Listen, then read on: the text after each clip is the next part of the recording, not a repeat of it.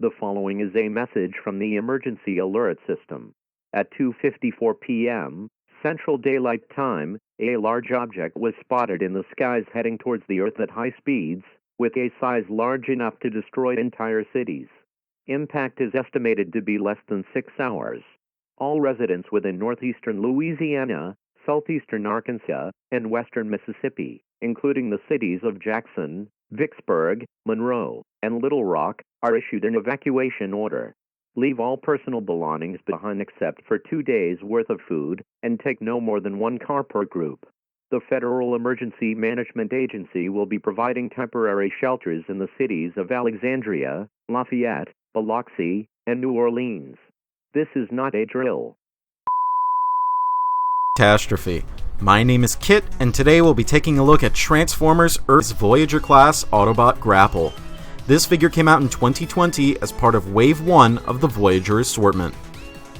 While his twin brother Inferno chose to dedicate his life to saving people from burning buildings and rescuing cats from trees and all that heroic philanthropic bullshit, Grapple chose to leave his mark on the face of the Earth by erecting glorious monuments of concrete, steel, and glass, greater than the wet dreams of every wealthy Emirati real estate mogul put together.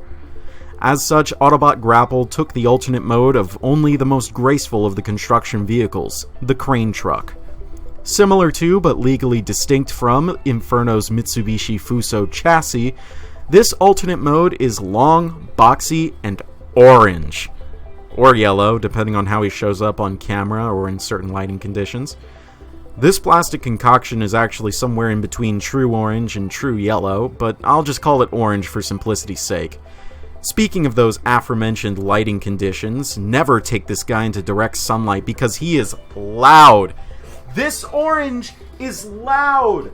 Calm down, Grapple, you phosphorescent fuck! One gripe that I have with this alternate mode is the lack of color. Oh yeah, this orange is definitely luminous enough to blind the sun god Apollo, but outside of some black warning stripes on his crane boom and base, that fierce symbol of Dutch nationalism is all you get. As a concession, there's a pop of blue translucent plastic for the windows and lights, a red Autobot symbol, and a silver grille. One thing which Grapple has over Inferno's G1 figure, as apples to oranges a comparison that may be, is that it's not immediately obvious how Grapple transforms at first glance. The robot mode arms are tucked away to form the crane truck's central mass like God intended, though the legs forming the underside is still pretty easy to spot. It's also a shame that there's no silver at the back, but I understand the paint would probably chip in robot mode. Instead of a ladder like on his oh-so-selfless brother Inferno, Grapple's prehensile appendage is a crane boom which can raise on a faux ratchet and swivel all the way around. It can also retract but not extend any further. Shame.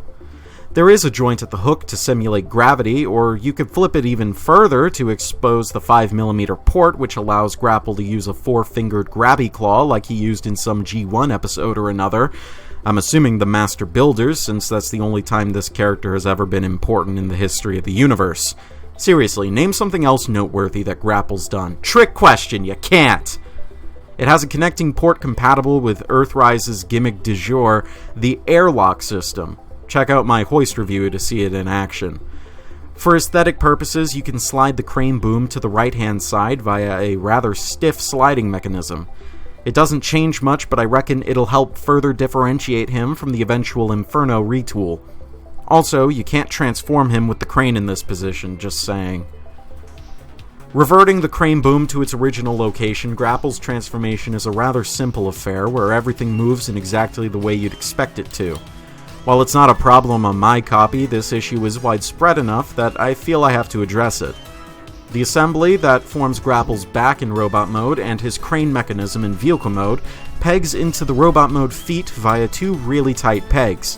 On many copies, these pegs are so tight that they shear themselves off in said feet. Luckily, Grapple's packaged in robot mode, so you can easily fix this issue beforehand by shaving down the circumference of the pegs before you slot them into his feet holes. As an improvement to the Generation 1 mold, the box into which the head fits actually locks into place solidly onto the truck cab, meaning there won't be an unsightly gap in robot mode.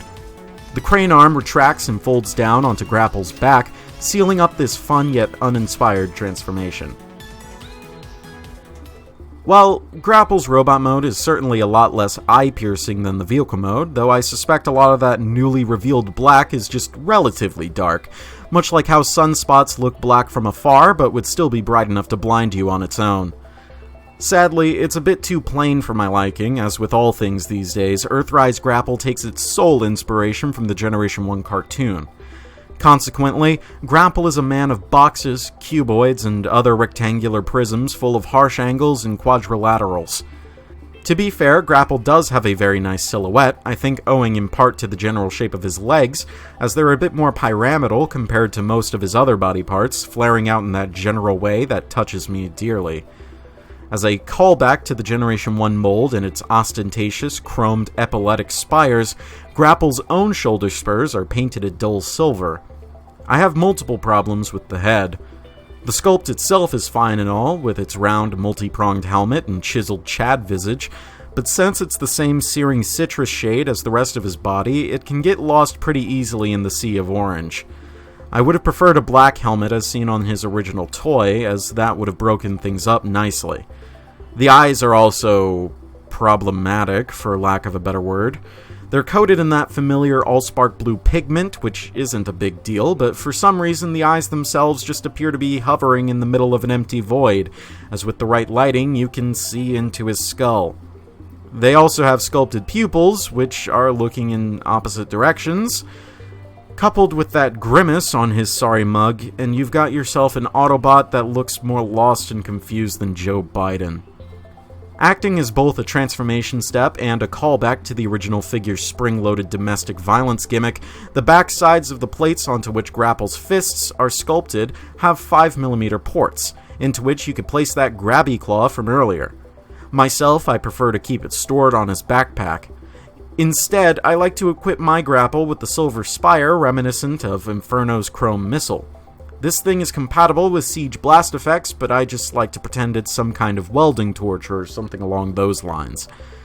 There is dedicated storage for this piece on Grapple's crane boom, and is accessible in both modes. Grapple's final accessory is a black rifle, which is just a beefier and more robust edition of the one which Generation 1 Inferno and Grapple came with. See, the good thing about Earthrise figures is that, unlike this piece of crap, Grapple has a lot of more joints to play with, which means I get to pad out this video's length to over 10 minutes. Not like I make any money from this anyway. Starting at the head, he has a basic swivel. It's literally just a mushroom peg in his neck, and allows Grapple to look 360 degrees all the way around, both directions. He can't look up or down because it's just a swivel. The shoulders also swivel all the way around 360 degrees, and they go all the way outwards for a nice T-pose. No, I'm not making a joke out of that anymore.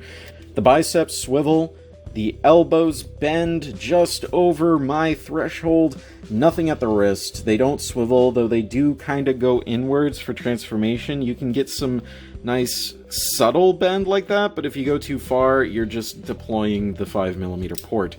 The waist rotates all the way around, though you should probably move the crane boom out of the way so that they don't bump into each other.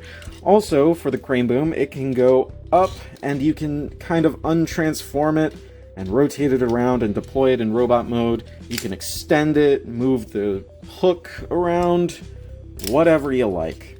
The legs move forward and backward on a simple swivel joint, and they have a hinge that allows them to kick extremely high.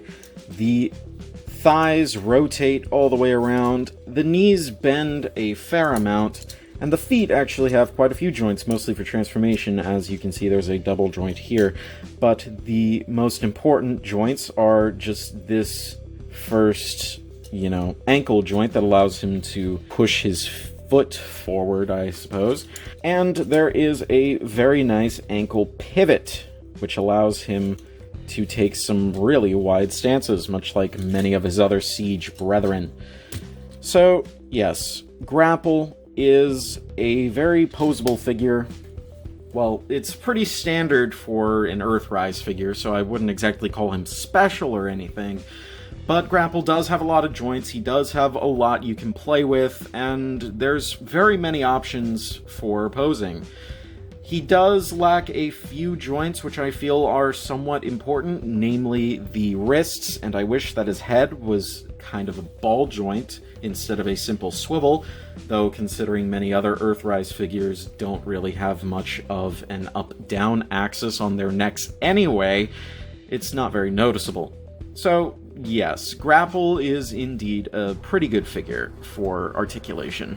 Earthrise Grapple was a figure which I put off buying for a long time, relatively speaking. I just wasn't interested, since, hey, I had the original mold, and that figure's not very fun, so why would Grapple be any different? Well, I eventually caved after seeing a couple reviews, and you know what? I kinda dig it. Yes, there are some glaring issues with it, such as the lackluster paint scheme and the basic bitch uninspired engineering. However, I dare say that these don't make or break the figure for me. Of course, my opinion may be influenced by the fact that I seem to have one of the few copies that didn't break, so I may seem like I'm being too easy on the figure.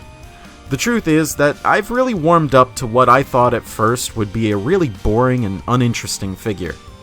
Earthrise Autobot Grapple, by all means, is adequate. If you liked this video or otherwise found it helpful or informative, then please subscribe for more reviews like this in the future, and feel free to suggest topics for future reviews in the comments. When we return, we'll be taking a look at yet another construction vehicle. This has been Katastrophe. Transform and roll out.